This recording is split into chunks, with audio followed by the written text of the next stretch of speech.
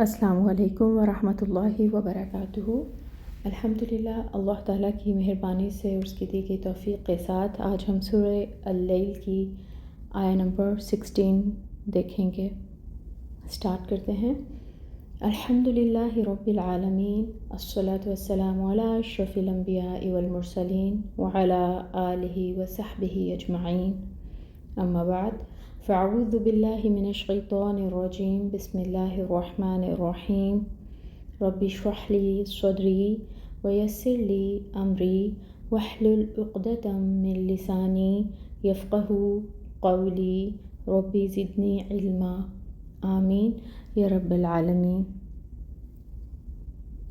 آیہ نمبر 16، الذی، وہ جس نے، کذب، جھٹلایا، وتولی، اور اس نے منہ موڑ لیا۔ بامحاورہ ٹرانسلیشن ہوگی جس نے حق کو جھٹلایا اور منہ موڑا۔ کس کو جھٹلایا؟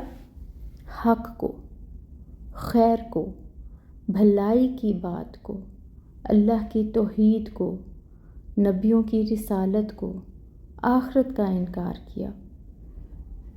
اور کس سے منہ موڑا؟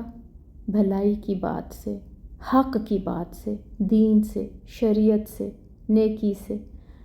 تو جو دین سے منہ موڑے، حق کو جھٹلائے، تو ایسا بدبخت شخص بھڑکتی ہوئی آگ میں جائے گا۔